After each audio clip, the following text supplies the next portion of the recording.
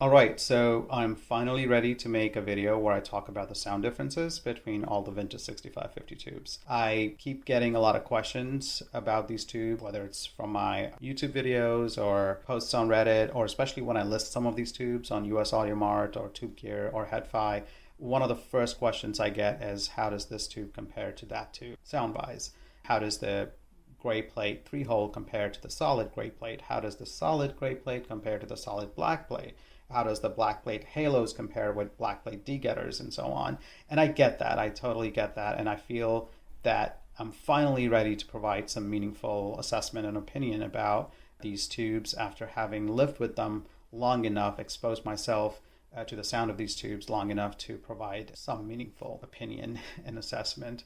And I'll try to make it quick and get to the point here quickly, but I do feel providing some background about myself and where I'm coming from may help you determine if you align with my opinion, or how did I go about judging the sound of these tubes? What do I look for? What do I care about?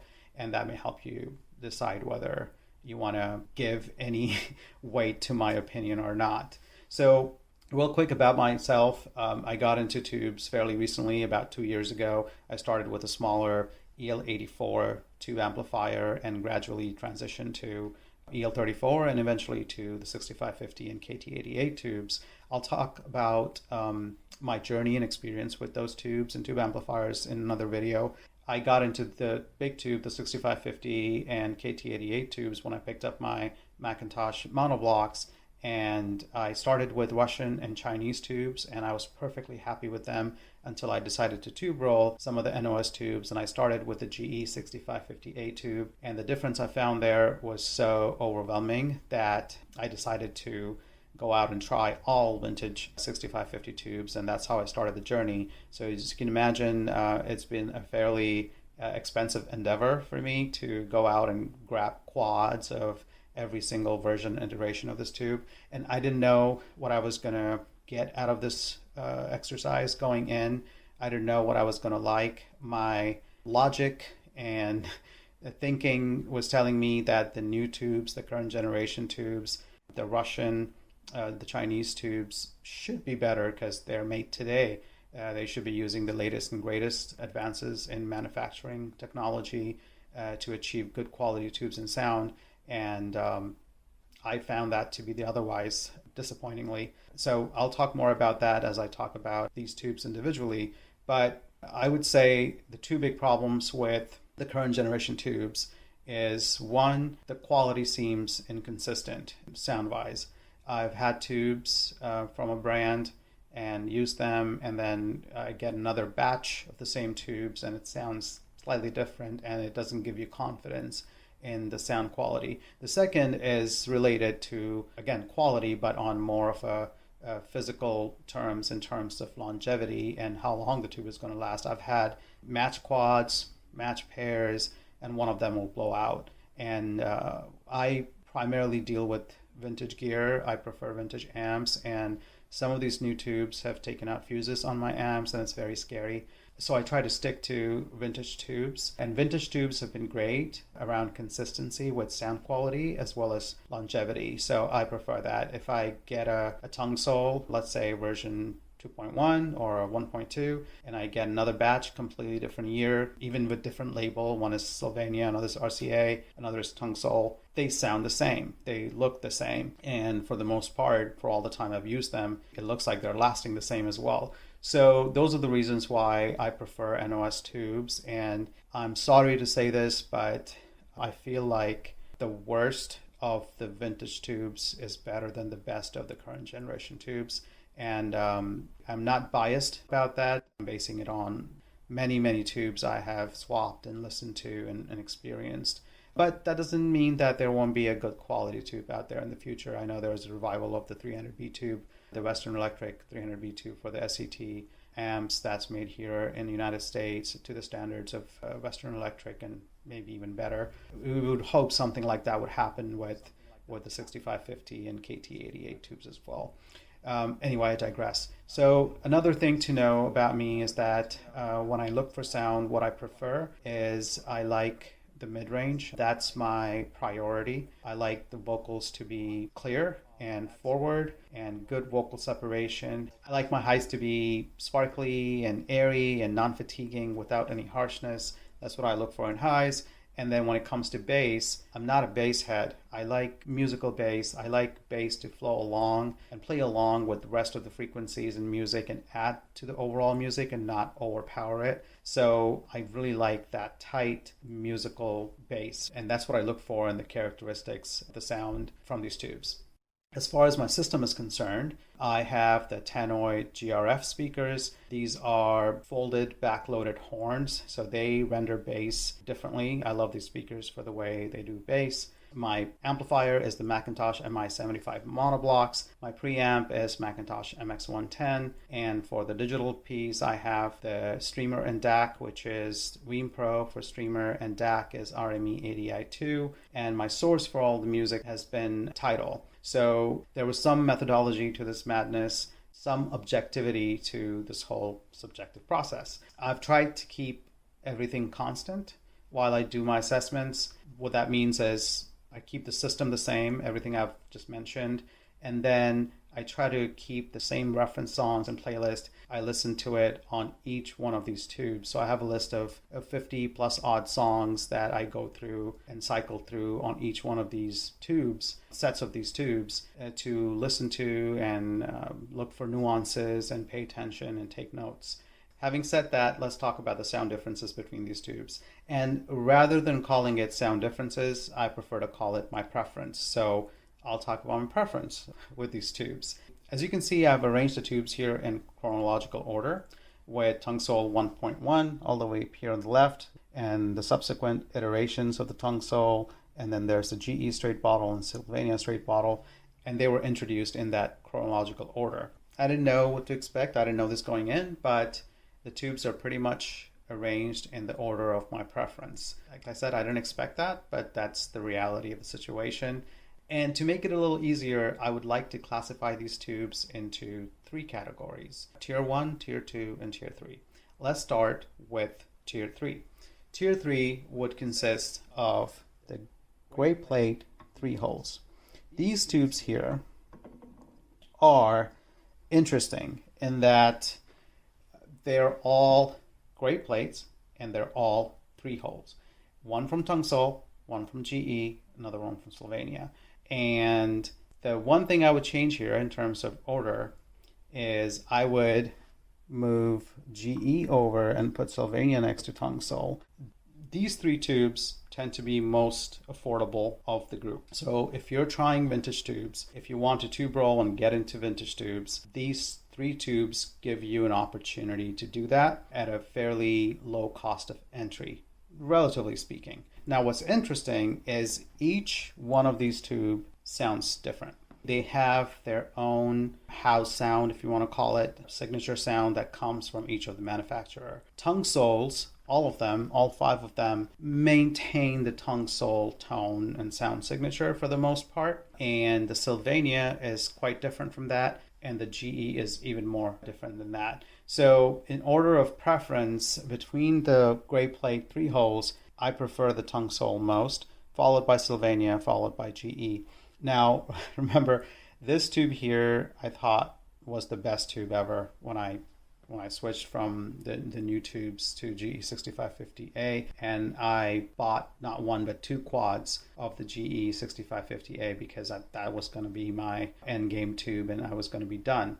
And it's been quite interesting and telling, and we know in this hobby that's what happens, is that we could be perfectly happy with something until we hear something better, and then you can never go back. It's the same experience I've had with the GE6550A tube. It's a great tube. It's a robust tube. One of the best part about this tubes, I still keep it as a backup, is this tube is built for guitar amps. It's robust. It could take a pounding. So if you have a newer amp, you might want to start with this tube and see how this tube handles it. Because compared to the TungSols, this one can take a pounding without blowing up on you or going bad. So if you're doing well, if your amp is handling this tube well, or I should say this tube is handling the amp well, then you could try the other tubes. Or who knows, you may love the GE6550A and be happy with it. 6550A has a little bit more bass compared to the other tubes here. A little bit of that, what I call a boomy bass on my system. And I don't prefer that type of bass. Now, are there people out there who would absolutely love the bass that 6550A from GE has to offer? I'm pretty sure. If you're a bass head, GE 6550A may be the answer to that. And Sylvania is a sweeter sounding tube. This tube here is interesting because this one flies under the radar for both affordability and sound. It's a great sounding tube, and it's fairly affordable in the same range as the other gray plate 3 holes. And just sounds sweeter, different, has its own sound signature. Some people love the Sylvania, and they just like the Sylvania 6550 and stick to it. And coming to TungSol, as you know, TungSol had so many iterations. This was their last, produced for almost 2 decades. A lot more of these tubes are available. This is also your entry-level TungSol if you want to get into TungSols. If you can get this tube, experience it, you love it, you like it, then you could decide to go try the other tubes in tier 2 or tier 1. So let me wrap that up with the tier 3 tubes. There's not much to add there. Great tubes, each one of them. You can't go wrong with any one of these 3 tubes. If you're just getting into vintage world, just wanted to roll some NOS tubes, that's the way to go. I can have any one of these tubes in my system and live with it if I have to. So let me get these out of the way and move to tier 2 tubes. I would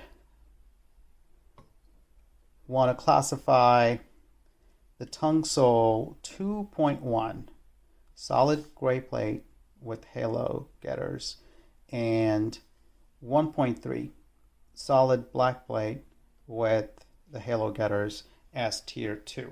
Now, these 2 tubes to me on my system sounded similar enough. They are different. There is a slight difference between the sound of these 2 tubes, but not so significant that I could put this tube in this category or this tube in that category. So they're kind of an oddball match where this tube has a little bit of characteristics of this tube. So they're in the same bucket, but this tube is quite different from that tube. So that's where they are. It's right in the middle category. So if you want to upgrade or move to the older tubes from TungSol, you can go to a 2.1 or 1.3. One thing to note about these 2 and the availability of these tubes is, one, obviously these get more expensive as you get to the older tubes, but in terms of availability, the 2.1 may be more available because I think this tube, based on my research, this tube was produced for almost 3 years versus this tube here, which was only produced for about a year. So this is, in terms of availability, I believe this is a fairly rare tube. And I think I mentioned in my other video that it's hard to tell the difference between the color of the plate on these 2 tubes. So somebody could confuse a black plate for a gray and vice versa. So look at the dates. My other video has the dates and the time period these 2 tubes were manufactured, so you could tell based on the dates and looking at the plate which particular version you're looking at. So what difference do you get with these tubes versus these?